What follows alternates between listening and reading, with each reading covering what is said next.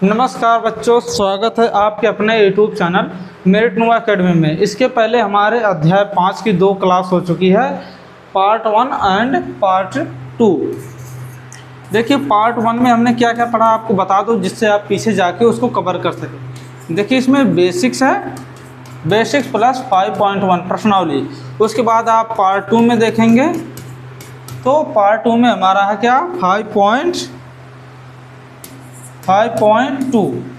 तो देखिए हमारी इसमें बेसिक्स हो गई थी, 5.1 हो गया हमारा, और उसके बाद हमारा 5.2 पार्ट 2 में हुआ है। अब देखिए पार्ट 3 यानी पार्ट 3 में हम क्या पढ़ेंगे 5.3 विथ एग्जाम्पल। समझ रहे हैं ना।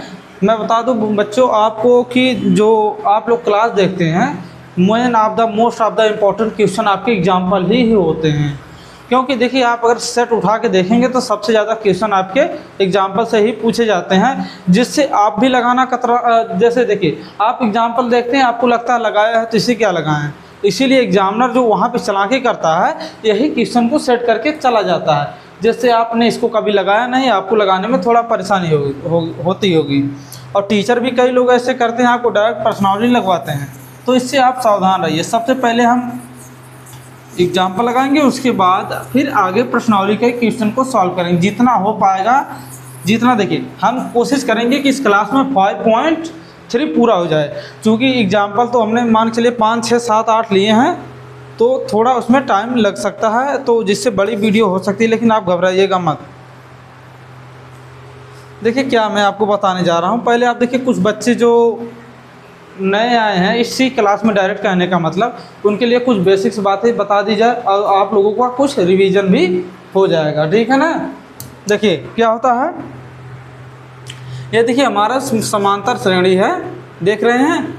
देखिए A1, A2, A3, A4, इसी तरीके से हमारी समांतर श्रेणी होती है AN।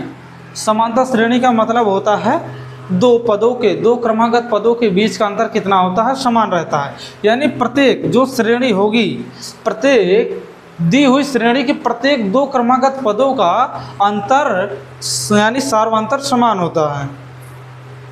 अब देखिए अगर मैं कहूँ आपको, देखिए आप क्वेश्चन को एक टाइम के लिए भूल जाइए कि यह जोड़ना है। पहले आप कुछ बेसिक्स जान लीजिए। जैसे मैं आपको पूछूं इसका व्यापक रूप क्या होता है, A2 यानी दूसरे पद का व्यापक रूप क्या होता है, A प्लस D।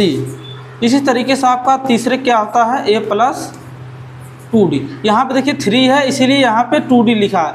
अब इसी तरीके से आपका होता है चौथे पद के लिए क्या होता है, A प्लस 3D। समझ रहे हैं बात को। देखिए यहाँ पे 4 है तो यहाँ पे 3। अब इसी तरीके से AN बराबर हम क्या लिखेंगे, AN equal to AN equal to क्या होगा आपका।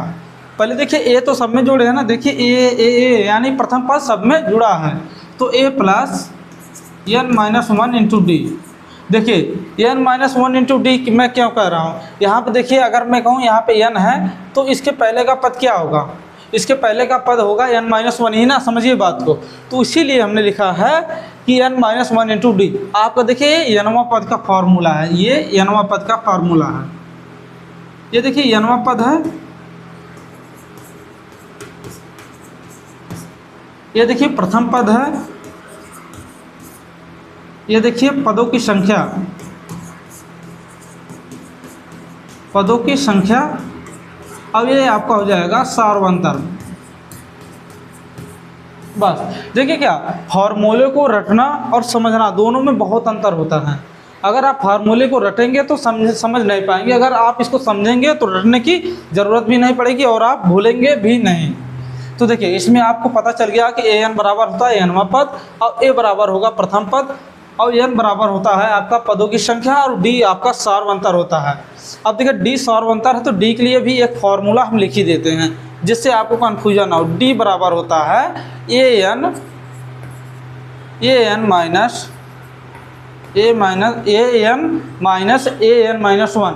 देखिए ऐसा क्यों मैंने लिखा, देखिए अगर मैं कहूँ ये 3 के पहले का पद A2 कैसे आया, देखिए A2 कैसे आया, A3 इक्वल टू आप लिख सकते हैं, क्या लिख सकते हैं, देखिए ये 3 बराबर हमको A2 बनाना है, तो हम इसको लिखते हैं 3 - 1, समझ गए, यानी हमने इसमें से एक पहला घटाया। तो उसी तरीके से AN के पहले का पद क्या हो गया, A - 1, AN - 1।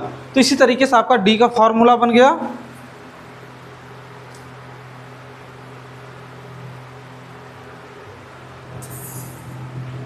देखिए ये जो मैं लिख रहा हूँ ये सब मोस्ट ऑफ द इम्पॉर्टेंट है, इससे ज़्यादा आपके फॉर्मूले लगते नहीं हैं। इसमें कुछ आपकी बेसिक जानकारी होती है, कुछ बेसिक जानकारी मतलब आप समझ रहे हैं।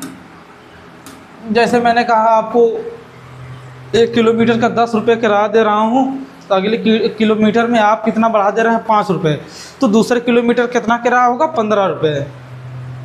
बस कुछ ऐसी बेसिक नॉलेज तो आपको वैसे भी है। देखिए अब क्या है,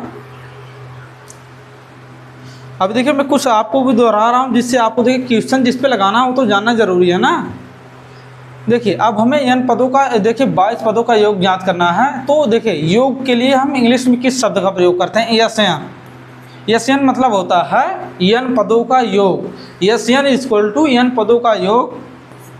फार्मूला क्या आता है, SN = n/2 2a + n - 1 × d।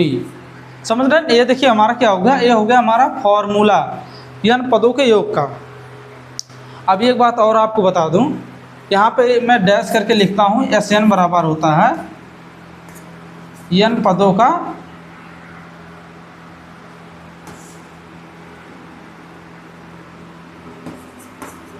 पदों का योग। बस नॉर्मल सी बात है। आप जानिए, देखिए इसमें कुछ नया तो है नहीं। देखिए A बराबर आपका होता है प्रथम पद, हमने यहाँ पे लिखा है। n बराबर देखिए क्या, पदों की संख्या, और D सार्वंतर। जो चीज़ें नहीं थी बस मैंने उसी के बारे में केवल लिख लिया, बाकी आप सब समझ जाएंगे। देखिए क्या है, आप देखिए यहाँ पे AN लिखा है ना, AN यानी nवां पद ही अंतिम पद है। यानी अगर मैं पूछूँ आपको, जैसे देखिए क्या है, 1 2 3 4 और 5, मैं पूछो इसमें पदों की संख्या क्या है, पदों की संख्या कितनी है, पदों की संख्या कितनी है। देखिए 1 2 3 4 5, 5 है, यानी पदों की संख्या 5 है, n = 5 है। अगर मैं इसमें पूछूं कि n यानी अंतिम पद क्या है, यानी इस श्रेणी का अंतिम पद क्या है, 5 ही है, तो इस स्थिति में क्या हो गया, n = l हो गया ना। समझ रहे हैं बात को, n = l, तो यानी जो लास्ट पद है वही nवां पद है। तो कहने का मतलब देखिए nवां पद का फॉर्मूला क्या लिखे हम, यानी आपका देखिए इफ यहाँ पे लिखेंगे n = l। अगर n = n है तो आपका फार्मूला कैसे बदलेगा, देखिए आप तो एग्जैक्ट SN ऐसे लिखेंगे सेम n/2। और आप देखिए यहाँ पे, अब देखिए थोड़ा मैं इसको विस्तार से आगे करके दिखा देता हूँ, फिर इसके बाद डायरेक्ट लिखेंगे। यहाँ पे देखिए लिखा है 2a, यहाँ पे देखिए 2a लिखा है ना, देखिए 2a, तो हम इसको लिख सकते हैं a + a, ये तो हमारा 2a है ना। उसके बाद देखिए प्लस का निशान है, n - 1 × d।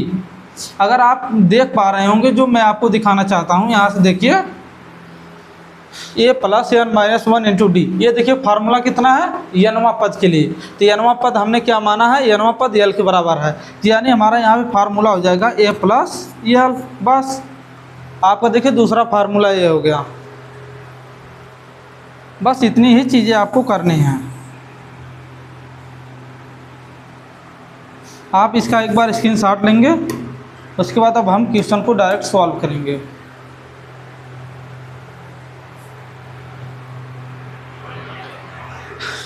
चलिए आप स्क्रीनशॉट ले चुके होंगे। अब हम इस सवाल को ऐसे उड़ाएंगे हवा में जैसे उड़ती है धूल।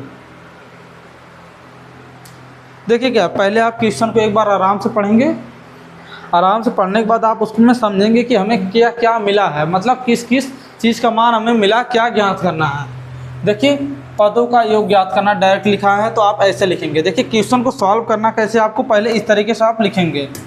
पहले लिखेंगे हम SN = क्वेश्चन मार्क, यानी हमें SN ज्ञात करना है। तो पहले आप फार्मूला लिखेंगे, आप सबसे पहले इसका सूत्र लिखेंगे।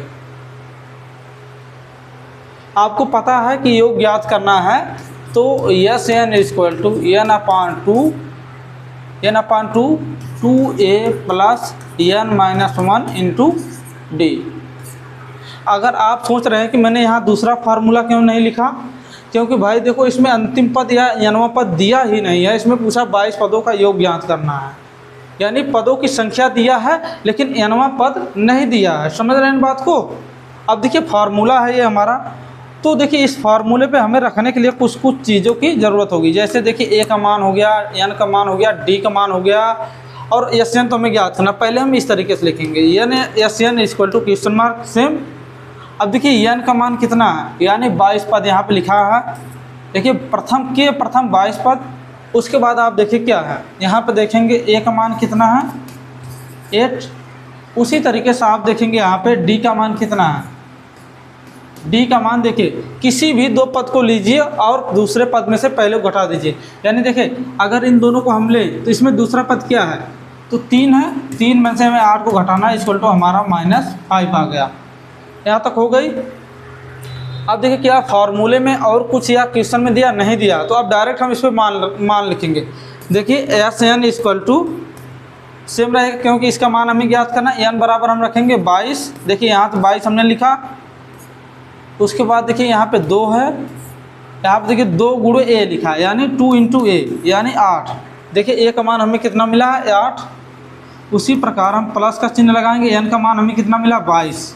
अब 22 में से एक घटाएंगे तो आपका कितना आएगा, डायरेक्ट यहाँ पर लिखेंगे हम 21। देखिए फार्मूले में देखिए 22 में से एक को घटाएंगे तो कितना हमें मिलेगा 21, तो डायरेक्ट हम यहाँ पे 21 लिख देंगे। और डी का मान कितना है -5, यहाँ पे लिख देंगे -5। अब इसके आगे हम सॉल्व करेंगे, स्टेप बाय स्टेप आप लगाते चलेंगे। यहाँ पे देखिए 11 हो जाएगा, 2 से 22 में भाग देंगे तो 11 आएगा आपका। यहाँ पे देखिए 16, 8 दूनी 16 प्लस 21, 21 पचे कितना होता है 105 माइनस का। आप देखिए माइनस का निशान यहाँ पे लगेगा, क्योंकि देखिए जब माइनस और प्लस का गुणा होता है तो आपका माइनस आता है। 21 पच्चीस कितना होता है 105, 105 हो गया ना। अब देखिए क्या है, क्या आप कुछ भी और इसमें कर सकते हैं, इन दोनों को आप घटाइए। S N equal to 11 into, अब देखिए यहाँ पे चिन्ह आपका माइनस में आएगा। माइनस में क्यों आएगा, अब देखिए मैं आपको बता रहा हूँ। मल्टीप्लाई करेंगे आप माइनस का ऐसे चिन्ह लगाएंगे। देखिए 16 तो मैंने आपको बताया था कि जब आप जोड़ घटाना करते हैं तो इस स्थिति में आप देखते हैं कि दोनों अंक में से कौन बड़ा है। तो इसमें अगर आप देखेंगे तो 16 छोटा है और 105 बड़ा है, तो चिन्ह हमेशा बड़े वाले का ही होगा। देखिए घर में भाई किसकी चलेगी, आप देखिए आप हैं, आपके मम्मी पापा, आपकी बहन है और आपके भाई भी हैं, तो घर में किसकी सबसे ज़्यादा चलेगी, जो बड़ा होगा ना उसी की चलेगी। तो देखिए दोनों बड़ा कौन है 105, तो इसलिए बड़े वाले की ही चल रही है। तो देखिए अब इसमें से आप इसको घटाएंगे तो कितना बचेगा, आप देखिए कितना, 16 को आपको 105 में से घटाना है। देखिए नॉर्मली आप कैसे घटाते हैं, तो एक टाइम के लिए यहाँ पे एक भूल जाइए। यहाँ पे देखिए 16 है तो इसको 15 मानिए दिमाग में। ऐसे देखिए मैं आपको कैलकुलेशन करने के तरीके बता रहा हूँ। ये जो 16 से आप डर रहे हैं तो एक को भूल जाइए। अब हम इसमें से 15 घटाएंगे। देखिए 15 घटाएंगे तो यहाँ पे बचेगा हमारा 90। अब 90 में एक घटा देंगे तो आपका आ जाएगा 89। बस इसी तरीके से आप कुछ गुणा करते हैं, यह घटाना। अब देखिए क्या है, अब देखिए हम गुणा करेंगे तो माइनस का निशान तो रहेगा सेम, हमारा जो आंसर आएगा माइनस में ही आएगा। अब देखिए 11 9 99 हो गया आपका। यहाँ से देखिए 11 9 99, तो 9 आपका हाथ बचेगा, यानी जिसको आप हासिल कहते हैं। तो इसको आप ऐसे लिख भी सकते हैं, नहीं तो आप अपने दिमाग में याद भी रख सकते हैं। देखिए आपके एग्ज़ाम में आपके पास टाइम पूरा होता है, इसलिए आप लिख के ही लगाएंगे। देखिए अगर आप यहाँ पे गलती करेंगे तो आपका पूरा लगाना ही व्यर्थ हो जाएगा। कम तो आपको नंबर कम मिलेंगे, पूरे तो नहीं मिलेंगे लेकिन नंबर मिलेंगे आपको इतना भी करने पर। तो 11 × 88, देखिए जो ये हमारा 11 × 88 आता है तो इसमें हम जोड़ देते हैं। 88 में जो हमारा ये आता है हासिल, तो उसको हम जोड़ देते हैं। 8 8 16 हो जाएगा हमारा, 8 1 9, यानी 9 6 9 माइनस का निशान। तो हमारा आंसर कितना आ गया, माइनस का 969, 969। तो ये आपका आ गया आंसर। अब चलिए देखिए क्या है इसमें लिखा है AP, यानी देखिए जहाँ पे AP लिखा हो उसका मतलब आप समानता श्रेणी समझना, इस बात को याद रखना, क्योंकि इसका अग्रेसिव अर्थमेटिक प्रोग्रेशन इसका फुल फॉर्म होता है जो AP लिखा है। 24, 21, 18 में के कितने पद हैं, कितने पद लिए जाएं ताकि कितने पद लिए जाएं ताकि उनका योग 78 होगा। अब देखिए इसमें क्या क्या मिला हमें, डरने की कोई बात नहीं, आप आराम से करेंगे, हम भी करेंगे आराम से, आप भी करेंगे आराम से।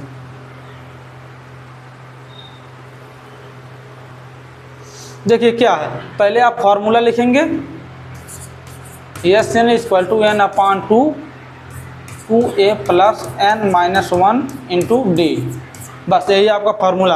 अब देखिए पदों का योग हमें मिला, कितना पदों का योग है, SN = हमारा 78 है और ये बराबर हमारा कितना है 24, A = यानी प्रथम पद यहाँ पे देखिए, और हमारा D बराबर कितना हो जाएगा, D यानी सार्वंतर 21 - 24, देखिए 21 - 24 आपका माइनस में रिजल्ट आएगा ना, -3 हो गया। अब देखिए हमें तो इतना काफ़ी, यानी क्या मिला है, कितने पद लिए जाए, यानी n = क्वेश्चन मार्क, यानी पदों की संख्या हमसे इस क्वेश्चन में पूछा गया है। अब देखिए इसको कैसे सॉल्व करते हैं, SN की जगह पे हम SN का मान लिखते हैं, 78 = n की जगह पे n का मान लिखेंगे, नहीं है तो नहीं लिखेंगे, वैसे एग्जैक्ट लेके चलेंगे। ए का मान हमें पता है, 2 का गुणा 24 में करेंगे कितना होगा, 48 हो जाएगा आपका यहाँ, देखिए 48 हो गया ना, प्लस n-1 यानी देखिए n-1, n का मान कितना है, n का मान हमें ज्ञात करना है, तो n-1 तो आपका सेम रहेगा, और d का मान कितना है आपका -3 मल्टीप्लाई में। अब देखिए हम स्टेप बाय स्टेप इसको सॉल्व करते चलेंगे। 78 = n/2 सेम रहेगा। अब देखिए 48 भी आपका यहाँ तक सेम रहेगा, उसके बाद देखिए प्लस का चिन्ह आपका देखिए अब यहाँ से बदलेगा, कैसे बदलेगा, देखिए -3 का गुणा प्लस n में होगा तो -3n हो गया, उसके बाद देखिए -1 में गुणा -3 का होगा तो आपका +3 हो जाएगा। आपका देखिए यहाँ तक हो गया।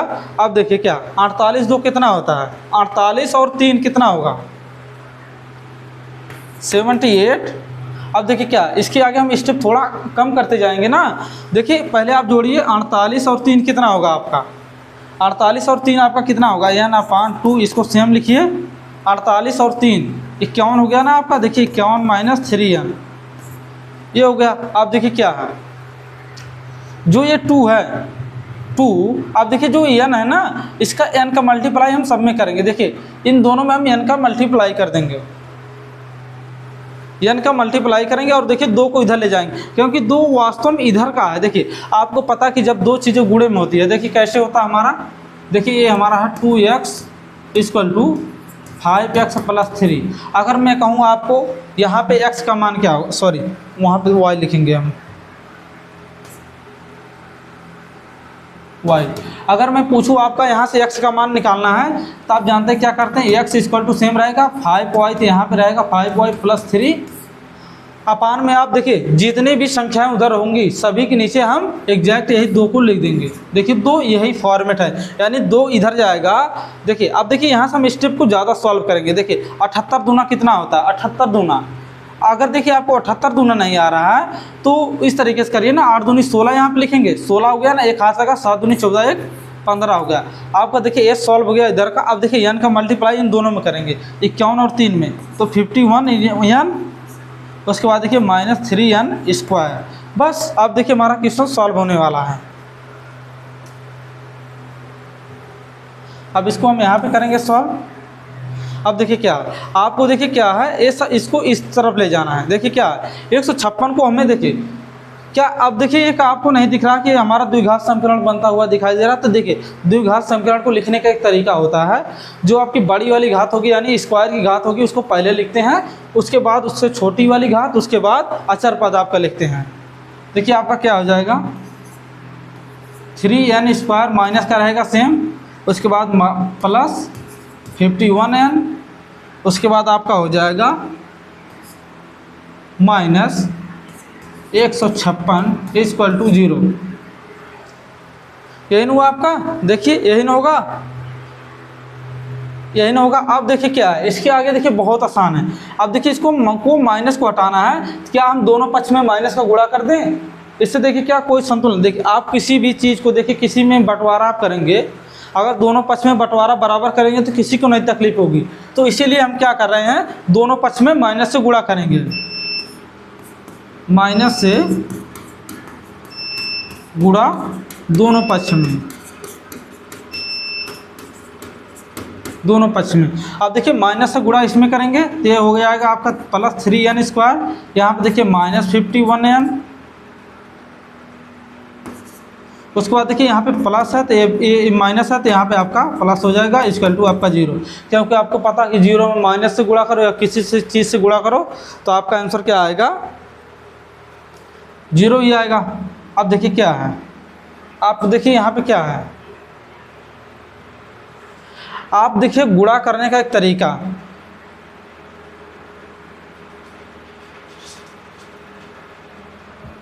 गुणा करने का तरीका, आप देखिए गुणनखंड कैसे कर सकते हैं आप। देखिए आपका देखिए गुणा करने का तरीका, आप देखिए ये क्या है, 51 है ना। आप बताइए ऐसी दो संख्या जिनका गुणनफल 51 हो, 13 सते 91 होता है ना। तो देखिए आप देखिए कैसे गुणनखंड करते हैं, आपको देखिए मैं बता रहा हूँ स्टेप, आप इसके आगे करेंगे।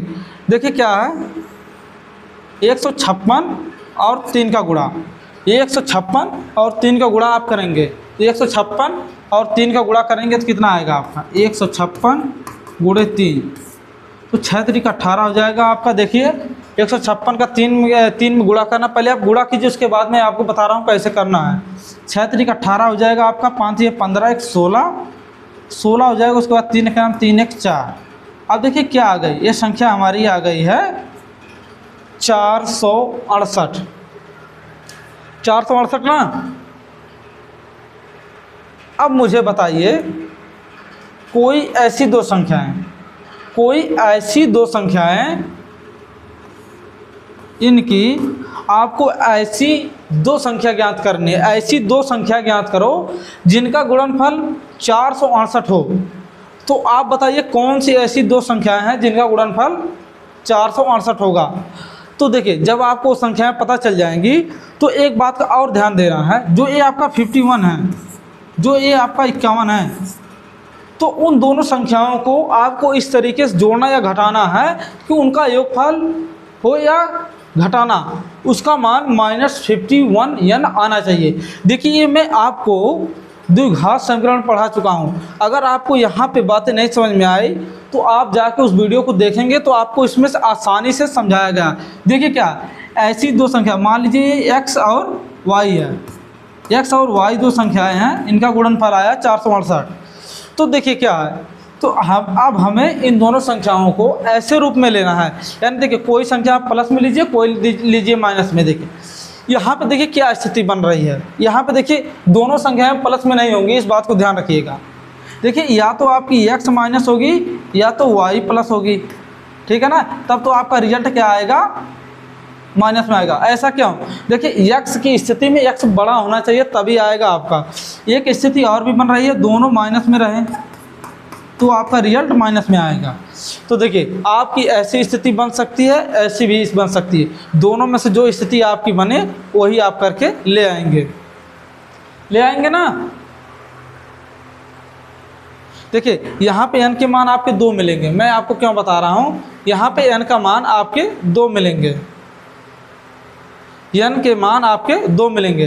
देखिए क्या, अगर मैं कहूँ, आप देखिए क्या, एक क्वेश्चन क्यों इतना लंबा हुआ, मैं आपको बताऊंगा क्वेश्चन कितना इतना लंबा क्यों हुआ। देखिए क्या है, अब बहुत से बच्चे हैं जो कतराते हैं, जो डरते हैं कि कॉमन कैसे लें। देखिए ये लेंदी हुआ क्यों, अभी देखिए मैं आपको बता रहा हूँ, इससे भी आसान तरीका था इसको सॉल्व करने का, इस बात को ध्यान रखिएगा। देखिए क्या है, अब आप यहाँ पे ध्यान दीजिए, इसमें देखिए 3 है, इसमें 51 है। अगर मैं इन दोनों का यहाँ से कॉमन लेंगे, देखिए जो बच्चा स्मार्ट होगा, मैं तो ये आपको जानबूझ के ऐसा सब्जेक्ट पढ़ा रहा था कि जिसमें आपको समझ में आए कि करना क्या था। कि देखिए कभी कभी आप कतराते, कॉमन लेना क्यों इम्पॉर्टेंट है, कॉमन लेना क्यों ज़रूरी है, ये चीज़ें इसीलिए अभी देखो मैं आपको बता रहा हूँ क्यों कॉमन लेना ज़रूरी है और क्यों नहीं लेने की वजह से इतना बड़ा झमेला पड़ा है। अब देखिए मैं इसको आपको कॉमन लेके सॉल्व कराऊंगा। देखिए आपको इस तरीके से भी सॉल्व करना, आपका आंसर आएगा। लेकिन क्या हुआ इसमें कैलकुलेशन, यानी जोड़ घटान बढ़ गया, जोड़ घटान गुणा बढ़ गया। अब देखिए क्या है, आप इसका स्क्रीनशॉट लीजिए। आप देखिए हम इसके आगे स्टेप करते हैं। अब देखिए आपको कॉमन लेने का महत्व आप आज यहीं समझ में आएगा। अब जैसे आप कॉमन लेंगे क्वेश्चन आसानी से सॉल्व हो जाएगा।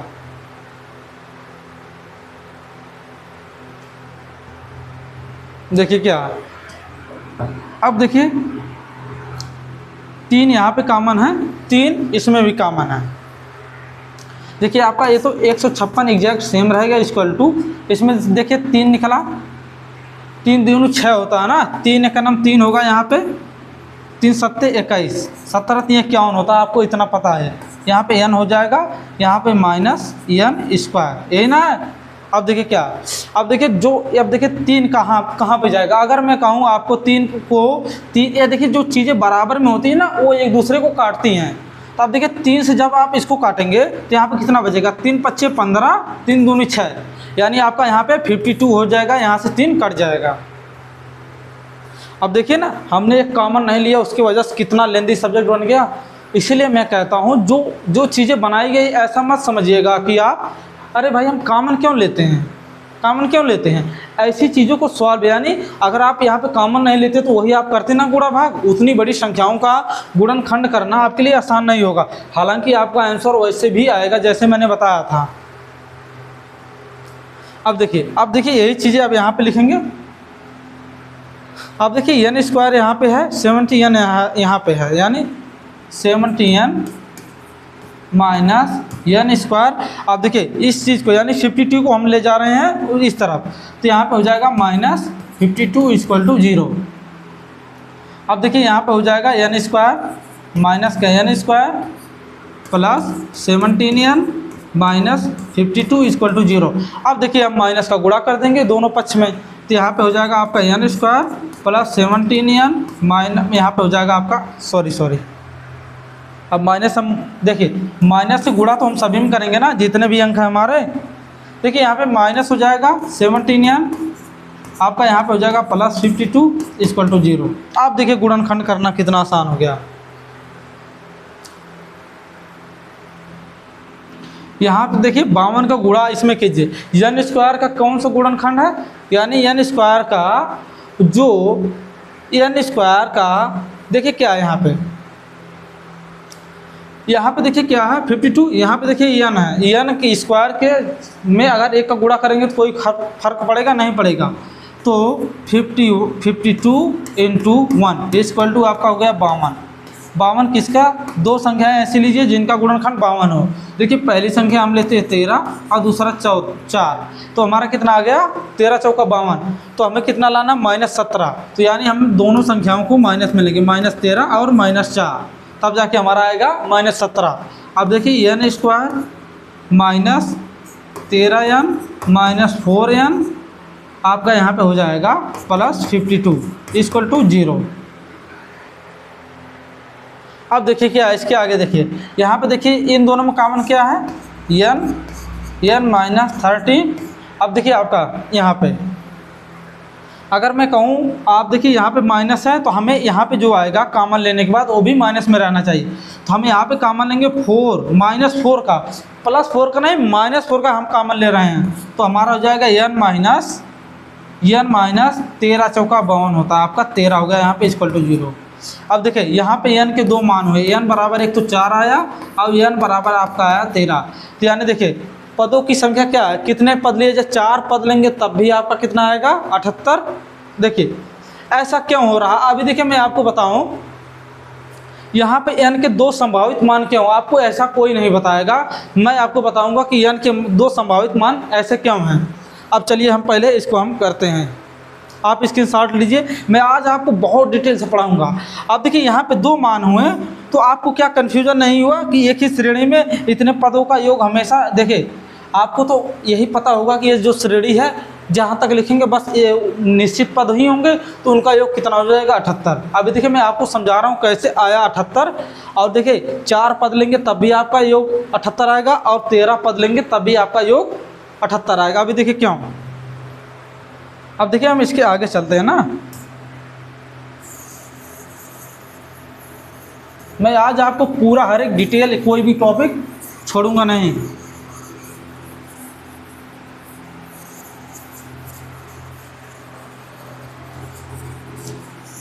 एग्जाम्पल लगाते लगाते ही यार काफ़ी ज़्यादा टाइम हो जाता है ना। एग्जाम्पल देखिए क्या है, उसमें डायरेक्ट लगाया, लेकिन आपको नहीं बताया गया कि उसमें n बराबर 4 और n बराबर 13 कैसे एक श्रेणी के दो मान हो सकते हैं। आपको एक बात और बता दूं, जो हमारा n का मान है ना, जो n का मान है वो हमेशा प्लस में आता है। मैं आपको फिर से एक बार बता दूं, जो आपका n का मान है ना वो हमेशा प्लस में आता है।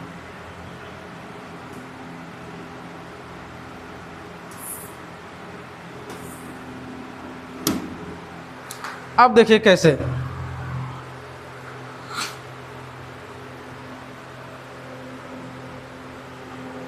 देखिए क्या है, अब देखिए श्रेणी हमें पता चल गया। अब देखिए योग, आप एक टाइम के लिए अब हमें योग ज्ञात करना, पदों की संख्या क्या मिली हमें। अब देखिए पदों की संख्या क्या मिली हमें, पदों की संख्या हमें मिली है 4 और पदों की संख्या मिली हमें 4 और 13। तो अब हम इस पे चेक करेंगे कि क्या वास्तव में हमारा 4 भी रखने पे और 13 रखने पे n का मान जो SN है, यानी पदों का योग हमारा 78 आ रहा है कि नहीं। अब देखिए क्या है, SN हमें ज्ञात करना है, तो SN हम लिखेंगे सेम, n का मान हम पहले 4 लेंगे, 4/2 2a का मान कितना है, देखिए a का मान कितना 48। आप अब यहाँ पे डायरेक्ट लिखेंगे, हम यहाँ पे देखिए 48 हम डायरेक्ट लिखेंगे, प्लस n-1, यानी देखिए क्या 4 में से ये घटाएंगे 3 का गुणा -3 में करेंगे। देखिए क्या, ये देखिए 4 में से ये घटाएंगे कितना होगा 3 का गुणा -3 में करेंगे तो कितना होगा आपका -6 -9।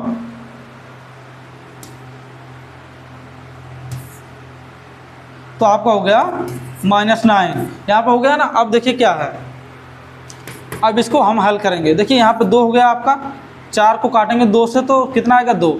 48 में आपको 9 घटाना है तो कितना बचेगा आपका 39 होगा ना। अब देखिए इन दोनों का गुणा कीजिए, 9 दूनी 18 के 8, एक हाथ लगाना, 3 दूनी 6, 1 7। देखिए 4 पद लेने पे भी हमारा मान कितना है 78। अब चलिए हम 13 लेके एक बार चेक कर लेते हैं क्या वास्तव में 13 भी सही है। तो SN इक्वल टू हमारा हो जाएगा, n की जगह पर हम कितना लिखेंगे 13/2। यहाँ पे देखिए n-1। अब देखिए n-1 यानी 13 में से एक जाएगा 12 होगा ना आपका। 13 में से देखिए क्या n-1 यानी n का मान हमने 13 लिया था, 13 में से एक जाएगा कितना हो गया 12। तो 12 का गुणा हमें d में करना है, यानी -3 में। 12 का गुणा -3 में करने पे क्या आएगा आपका रिजल्ट।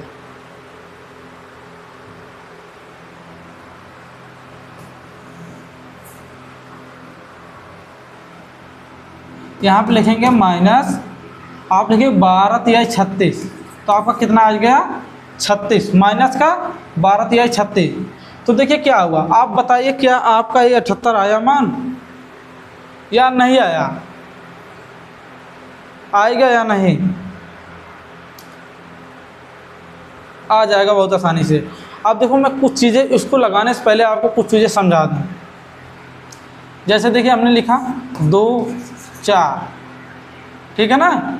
देखिए हमने लिखा 2 और 4, 2 4 लिखा। अब लिखिए यहाँ पे 6 लिखिए ना। अब बताइए इनके पदों का योग कितना है। देखिए 4 2 6 4 10, तो इन तीनों का योग कितना है 10 है ना। अब देखिए क्या 2 4 6 हमारा हो गया। अब देखिए क्या है, हमें 10 लाना है, 10 लाना है ना। तो आप देखिए क्या, देखिए आप कोई चीज़ जैसे जैसे लिखते हैं, आप देखिए यहाँ पे जब आप माइनस में करेंगे -4 -5 -6, तो देखिए घटते बढ़ते एक ना एक टाइम ऐसा आएगा जबकि आपका 78 आ जाएगा। इसलिए आप टेंशन मुक्त रहिए, आप इस पर लगा के आप इसको सॉल्व करेंगे। अब देखिए मैं आपके लिए एक प्रश्न चिन्ह छोड़ता हूँ, यहाँ पे देखिए माइनस है, ठीक है ना। देखिए मैं आपको ये छोड़ रहा हूँ होमवर्क, होमवर्क मैं छोड़ रहा हूँ ताकि आप लोगों की क्यूरियोसिटी बनी रहे, कि जैसे आपकी जो है इच्छा, यानी आपकी इच्छा आपके दिमाग में हो कि इसका मतलब अगर n बराबर हम 13 रख रहे हैं तो हमको 78 लाना, वो कैसे लाएंगे। अगर आपने इस वीडियो को पूरा ध्यानपूर्वक देखा होगा तो अगर आपको नहीं आएगा तो पक्का आप कमेंट में लिखेंगे कि सर उसको दोबारा लगवा दीजिएगा। तो जिस दिन आपका कमेंट आया उस दिन मैं इस चीज़ को आपको सिद्ध करके बता दूंगा कि यहाँ पे n के मान 2 कैसे हैं और उनका योग कितना आया, कितना आया 78। समझ रहे हैं बात को। अब देखिए क्या, निम्नलिखित का योग ज्ञात कीजिए। निम्नलिखित का योग ज्ञात करना है, कैसे आप ज्ञात करेंगे योग कैसे ज्ञात करेंगे।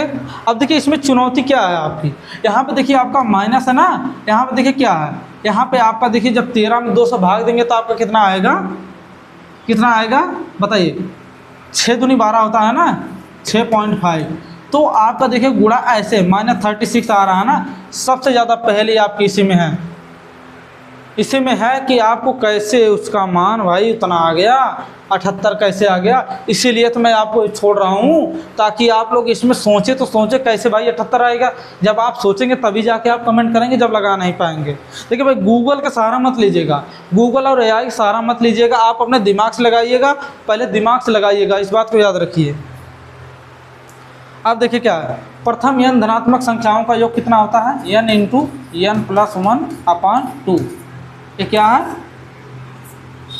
प्रथम n धनात्मक संख्याओं का योग। देखिए प्रथम n धनात्मक संख्याओं का योग के लिए आप यही फार्मूला यूज करेंगे। प्रथम n धनात्मक का मतलब होता है 1 2 3 4 5 6, आपका इसी तरीके से अनंत तक जाएगी, इसमें जीरो नहीं रहेगा।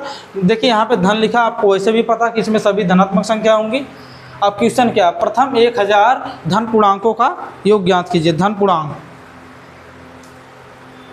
तो फार्मूला हम यहीं पर रखेंगे, n का मान हमें कितना मिला है 1000 ना, तो यहाँ पे देखिए आपका क्या हो जाएगा, 1000 में 1 जोड़ेंगे तो कितना आ जाएगा 1001, अब बटे में 2 है ना। अब देखिए क्या, बहुत आसान है, बहुत सिंपल है। सिंपल कैसे है, अब देखिए क्या, जब आप 1000 को 2 से भाग देंगे तो आपका हो जाएगा 500 × 1000 गुणे 1 इक्वल टू आपका कितना आएगा आंसर। ये तो आपके लिए होमवर्क है, बस आप होमवर्क देखिए बहुत आसान है। आप देखिए क्या, ऐसा जब भी देखिए क्या है, जब इस स्थिति में 1 लिखा हो किसी भी संख्या में 1 का गुणा कैसे, बहुत आसान तरीका आपको बताता हूँ। पहले देखिए यहाँ पर 0 है, तो जब आप उसमें गुणा करेंगे तो आगे पहले 2 0 बढ़ाइए। देखिए क्या है, पहले 2 0 लिखिए, अब जहाँ पे 1 है बस वहाँ पे 5 लिखिए, फिर 0 लिखिए, जहाँ पे 1 है बस 5 लिखिए। देखिए ये आपका आंसर है बस। अब देखिए क्या है, किसी संख्याओं की उस सूची के प्रथम 24 पदों का योग ज्ञात कीजिए जिनका n वां पद an = 3 + 2n दिया है। तो आपको देखिए क्या करना है, सूची के प्रथम 24 पदों का योग ज्ञात कीजिए। चलिए ठीक है, बहुत आसान है। अब देखिए an बराबर हमारा कितना होता है 3 + 2n। अब a1 बराबर क्या होगा आपका, जहाँ पे n है बस आप वहाँ पे 1 लिख देंगे, 2 × 1 तो इक्वल टू आपका कितना हो जाएगा 5। इसी तरीके से आपका a2 हो जाएगा 3 + 2 × 2 इक्वल टू 7। चलिए कब काफ़ी है, 2 पद तो काफ़ी है। चलिए ठीक है, हमारी श्रेणी क्या है 5 और 7 हो गई ना। अब देखिए क्या, इसको योग हमें ज्ञात करना है ना 24 पदों का। तो देखिए हमें क्या मिला है, ये बराबर हमें मिला है 5, और उसके बाद आप देखिए n बराबर हमें कितना मिला 24 पदों का योग, यानी प्रथम 24 पदों का योग। अब अंतर ज्ञात करिए, d बराबर आपका क्या होगा, d बराबर आपका क्या होगा, d बराबर आप क्या लिखेंगे, देखिए 7 में से 5 को घटाना है, यानी 7 - 5 इक्वल टू 2। तो हमारा आ गया प्लस में 2। आप तो आपको पता है कि फार्मूला हमारा क्या पदों का योग का, Sn = n/2 2a + n - 1 × d। ये हमारा फार्मूला है, बस आप इस पर रखेंगे और आपका क्वेश्चन सॉल्व हो जाएगा। मैं आपको रख के छोड़ दे रहा हूँ, बाकी आप सॉल्व करेंगे इसे। Sn का मान हमें ज्ञात करना है, Sn सेम रहेगा। n का मान हमें कितना मिला है 24 / 2 2 गुणे ए का मान हमें कितना मिला 5 प्लस n का मान कितना मिला हमें 24 है ना। चलो यहाँ पे एक स्टेप कर देता हूँ, 24 में से एक जाएगा कितना 23 गुणे 2। चलो एक स्टेप और कर देता हूँ, यस एन इक्वल टू यहाँ पे देखिए कितना 2 एकम 2 2 12 दूनी 24 होता है ना। अब देखिए 5 दूना 10 हो गया, 5 दूना आपका 10 होता है प्लस 23 दूना कितना होता है 23 दूना 46 होता है आपका, यहाँ पे 46 हो गया। अब इसके आगे आप सॉल्व करेंगे कैसे, देखिए एस एन इक्वल टू आपका सेम रहेगा 12 तो यहाँ पे देखिए आप डायरेक्ट करेंगे तो 12 6 कितना 46 और 56 हो जाएगा ना। देखिए यहाँ पे 12 गुणे 56, तो आप तो इतना कर ही सकते हो यार, ये तो मल्टीप्लाई आप कर दे। 12 6 72 के 2 हो गया आपका, 7 बचेगा, 12 25 60 कितना 12 25 60 67। देखिए 12 6 72 हो गया, 7 बचेगा, 12 25 60 60 में 7 जोड़ेंगे तो कितना आ जाएगा आपका 67, तो आंसर हो गया आपका 672। अब देखिए क्या है, देखिए क्या किसी टीवी सेटों का निर्माता तीसरे वर्ष में 600 टीवी और 7वें वर्ष में 700 टीवी सेटों का उत्पादन करता है। यह मानते हुए प्रत्येक वर्ष में उत्पादन में एक समान रूप से निश्चित संख्या में वृद्धि ज्ञात कीजिए। प्रथम वर्ष का उत्पादन, 10वें वर्ष का उत्पादन हमें ज्ञात करना है, यानी आपका प्रथम 7 वर्षों के कुल उत्पादन यानी 7 वर्षों का योग ज्ञात करना है। बहुत आसान है, बहुत आसान है। आप देखिए कैसे लगेगा, आपको पता है क्या कहाँ है, देखिए यहाँ पे तीसरे वर्ष यानी A3 इसी तरीके से लिखेंगे ना, यानी तीसरे वर्ष का आपका होता है 600। अब देखिए यहाँ पे A7 बराबर क्या है आपका 700 है ना। अब मैं कहूँ A3 का व्यापक रूप आपका क्या होता है, यानी A3 इक्वल टू होता है A प्लस 2D, और उसी तरीके से आपका होता है A7 इक्वल टू आपका A प्लस 6D। अब देखिए क्या A7 बराबर आपका क्या है, A3 बराबर है 600 equal to A plus 2D, यहाँ पे आपका हो जाएगा 700 equal to A plus 6D। अब देखिए क्या ये समीकरण 1 हो गया आपका, समीकरण 1 और ये समीकरण 2। आप इसे चाहे प्रत्यास्थापन विधि से सॉल्व कीजिए चाहे विलोपन विधि से, चाहे आप इसे प्रत्यास्थापन विधि से सॉल्व कीजिए चाहे आप विलोपन। आप देखिए जब दो चर वाले रैखिक समीकरण पढ़ रहे थे तो उसमें आपको उन्हें हल करने की 2 विधि बताई गई थी, जिसमें आप कर सकते हैं विलोपन विधि से चाहे सॉल्व कीजिए चाहे प्रत्यास्थापन विधि से। देखिए हम इसे करेंगे प्रत्यास्थापन विधि से सॉल्व, ऐसा विलोपन विधि से सॉल्व करेंगे। देखिए क्यों विलोपन विधि, यहाँ पे देखिए प्लस ए है तो यहाँ पे भी प्लस, हम किसी एक को माइनस कर देंगे तो आसानी से एक खत्म हो जाएगा, डी का मान हमें मिल जाएगा। तो देखिए क्या है, ये देखिए समीकरण 1 और 2 से लिखेंगे, समीकरण 1 व समीकरण 2 से।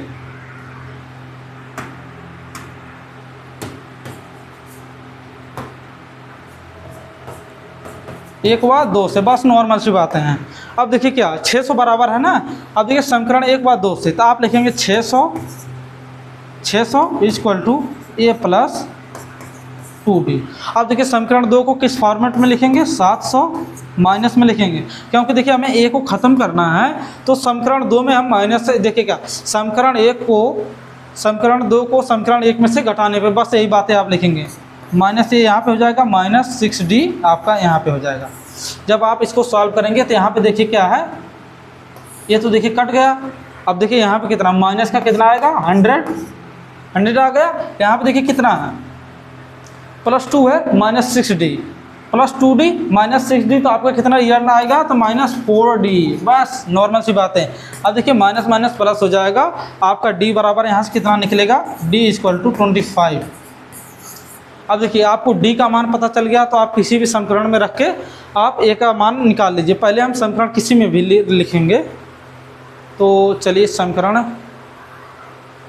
किस में रखेंगे, हम समीकरण 2 में रखिए। देखिए समीकरण 1 में रखिए, क्यों, देखिए यहाँ पे 2D लिखा है तो आपको मल्टीप्लाई करना आसान है, क्योंकि 25 दूना 50 आपका हो जाएगा। तो आप लिखेंगे समीकरण 1 में D का मान रखने पर, बस नॉर्मल सी बात है। अब देखिए समीकरण 1 क्या, पहले आप देखिए ऐसे है ना लिखा, ए प्लस ए का मान हमें ज्ञात करना है, डी का मान पता है। अब यहाँ पे देखिए 2d लिखा है तो 2 इंटू डी यानी 2 इंटू डी, डी का मान कितना 25, तो 2 गुणे 25 बराबर आपका हो जाएगा 50 इक्वल टू आपका है 600। अब देखिए ये इक्वल टू हो गया 600 माइनस कितना हो गया 50, तो ए इक्वल टू आपका कितना हो जाएगा 550। अब देखिए बहुत आसान है भाई, आपको बता दो बहुत आसान है। ए का मान हमें मिल गया है, ए का मान मिल गया ना। अब देखिए ए का मान मिल गया यानी प्रथम वर्ष का उत्पादन कितना है 550, आंसर तो हमारा ये हो गया। अब देखिए 10वें वर्ष का उत्पादन ज्ञात करना है यानी ये 10 बराबर हमारा क्या होगा, ये 10 बराबर हमारा होता है ए प्लस 9d। बहुत आसान है, ए का मान हमें पता है 550, 9d का मान कितना होगा 9 गुणे 25,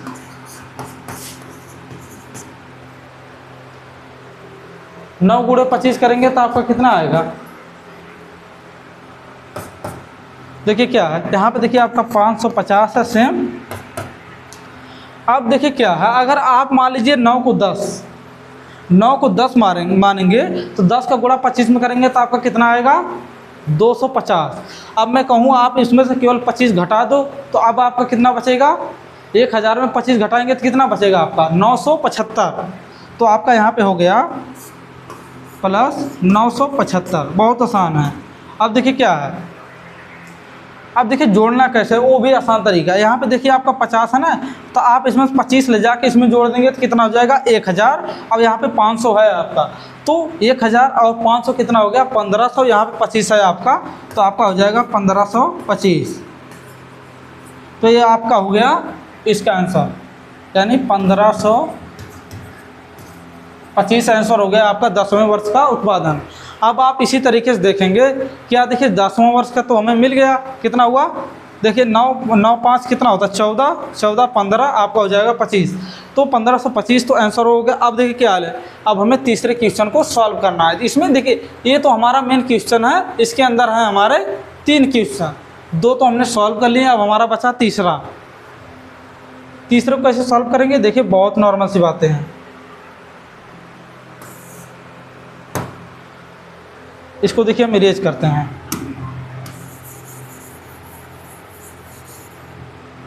ये का मान उधर है, चलिए ठीक है। हाँ रुको, यही थोड़ा सॉल्व करवा दो बस 3।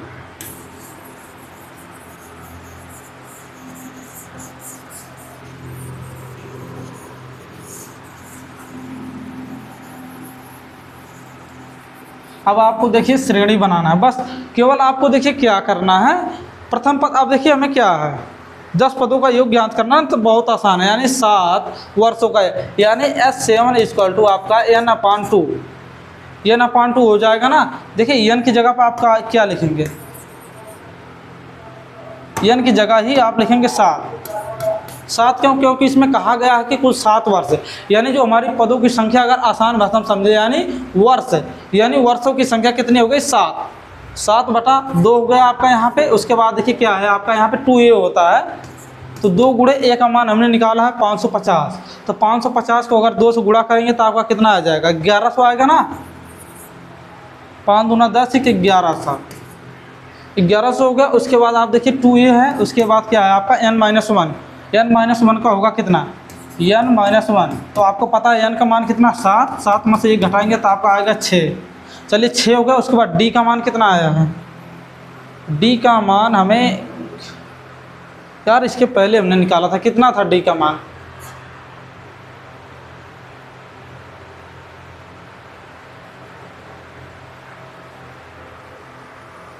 d का मान कितना निकाला था,